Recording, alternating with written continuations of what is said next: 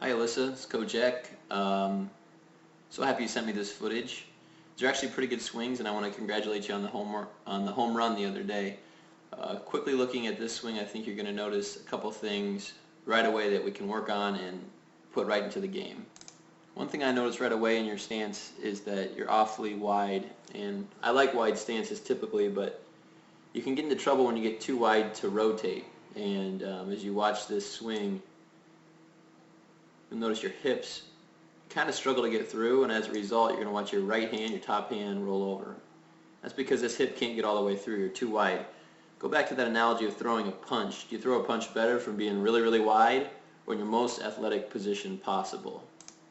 I will say for certain that your hands, in terms of your movement and your rhythm, are so much better in this game footage than in your practice footage. There's great loose movement, and you don't drop them nearly as much. You're much more disciplined, and that's why I really recommend that high tee and high soft toss drill. I think that really disciplines the hands. You can even do it right before you head out to the on-deck circle. It's a nice tool to get those hands disciplined. I don't know what the hell this catcher's doing. She's like 1.5 miles away from you, by the way. I just point that out.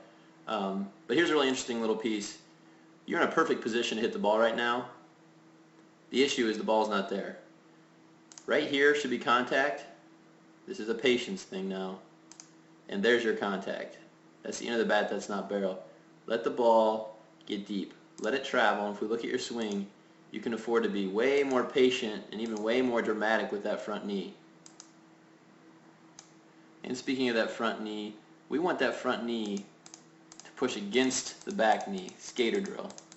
If it goes straight up in the air, which you're going to see here, you're going to land really hard. It's going straight in the air on your front foot.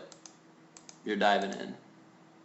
If you can get that front knee back against your belly button or your back knee, you're going to land with a little bit more athleticism. Remember, right there, that's your strongest point. In this swing, because you're picking your knee straight up and not pushing against your backside, this is the best you can do, and that's not as strong as you can be. I know that. Alright? And then, again, this is a great position to make contact, strongest point, but this is where you're making contact. So just a few little adjustments. Number one, I would narrow this base just a little bit. Don't get crazy with it. But maybe like, I don't know, 4 or 5 inches. Number two, let those hands run. That's really good. Really good. Number three, use this knee to push against your backside. You've got more time than you think because of all the power you'll generate by doing that. So get that knee back, not just up. And finally, keep those hands disciplined. Do high tee, high soft toss, or here's a really interesting little drill. Have someone toss you the ball. You're going to catch it high, stay high with it, and then go forward.